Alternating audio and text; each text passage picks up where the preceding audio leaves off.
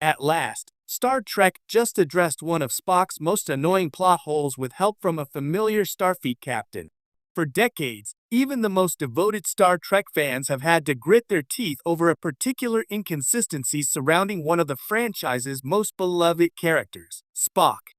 While he's a paragon of logic, restraint, and Vulcan cultural pride, his history and portrayal across the franchise haven't always added up.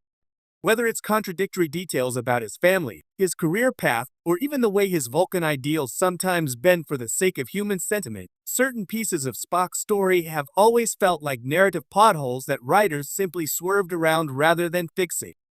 But in a recent Star Trek storyline, one of those long-standing irritations finally got the attention it deserved, and the solution came courtesy of a surprise appearance by a Starfleet captain who knows a thing or two about bridging gaps between conflicting legacies. The episode in question didn't just paper over the cracks. It wove the plot hole into the canon in a way that felt intentional, earned, and even a little bit poetic. The plot hole that's been haunting fans since TOS. Let's set the scene. Back in Star Trek, the original series, Spock's backstory was built in fragments. First, audiences learned he was half Vulcan, half human, and the son of Ambassador Sarek and a human schoolteacher named Amanda Grayson. That much was consistent. But as the years rolled on, through films, guest appearances, the animated series, and later Star Trek, Discovery, cracks began to show in the continuity. One of the most glaring issues revolved around Spock's relationship to his Vulcan heritage. In TOS, Spock speaks of rarely visiting Vulcan, of being an outsider among his own people, and of maintaining a strained relationship with his father. Yet later canon shows him deeply tied to Vulcan political affairs, close to prominent Vulcan figures, and even playing pivotal roles in cultural traditions. The annoying part for fans isn't that Spock has complex feelings about Vulcan culture. That's part of what makes him compelling, but that the franchise often failed to reconcile how his early life experiences fit with his later career. One week he's painted as a Vulcan outsider who rejects his people's traditions. The next he's their diplomatic golden child. These two portrayals seem to be happening in different universes rather than in the same man's biography. The new episode's premise. The episode that tackled this long-ignored discrepancy opens on Spock in the midst of a delicate mediation between the Vulcan Science Council and Starfleet Command. The mission itself is routine, a disagreement over the Federation's handling of Vulcan archaeological research protocols, but the emotional stakes for Spock are unusually high. His human and Vulcan identities are being scrutinized by both sides, and the room is thick with skepticism about where his true loyalties lie. Enter the familiar face, Captain Jonathan Archer, or rather, Archer's legacy, embodied by a holographic program based on the legendary Enterprise NX-01 captain's diplomatic logs. In a move that feels delightfully like the writers tipping their hat to Enterprise's place in Trek canon, this program has been preserved in Starfleet's cultural archives, used as a training aid for officers facing complex cross-cultural negotiations. While Archer is long gone in universe, his holographic persona is fully interactive, brimming with the warmth, stubbornness, and curiosity that define the man. And in this case, it's programmed to help Spock navigate not just the political minefield in front of him, but the personal contradictions that have shadowed his career. How the plot hole gets addressed. In a quiet scene between the heated debates, Spock engages the holographic Archer for advice. What unfolds is less a lesson in diplomacy and more a meditation on identity.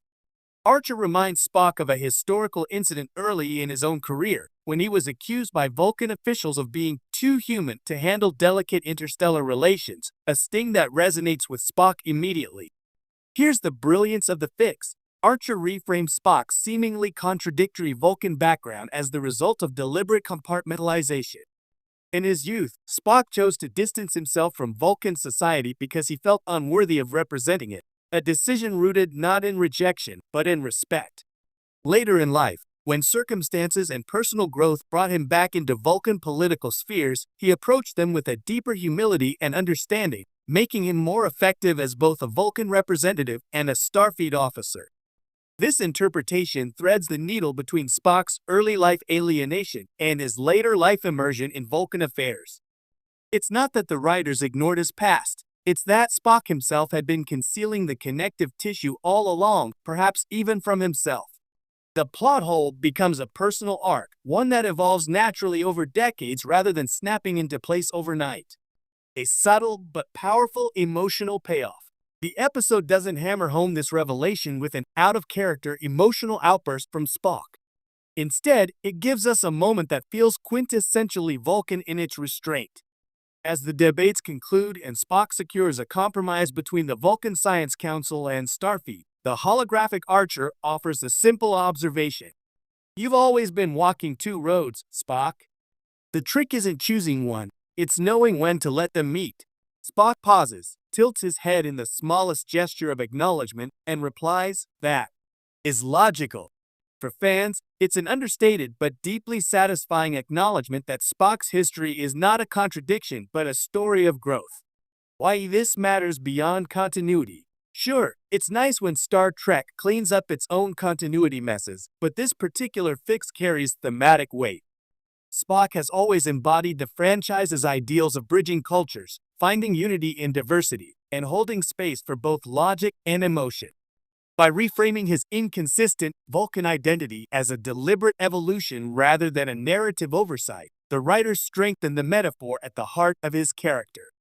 It also honors the franchise's long-running interplay between generations of captains. Archer, though separated from Spock by nearly a century of in-universe history, represents the early ideals of Starfleet exploration, curiosity tempered with empathy. His influence on Spock, even in holographic form, underscores how these ideals ripple forward through time, shaping future officers in unexpected ways. A love letter to longtime fans. This moment works on multiple levels for viewers who've stuck with Star Trek through its many iterations. For Enterprise fans, it's a small but meaningful way of acknowledging Archer's place in the Federation's moral DNA. For TOS purists, it's a respectful nod to the complexity of Spock's original characterization without rewriting history in a way that feels forced. The writers even slip in a few Easter eggs for attentive audiences.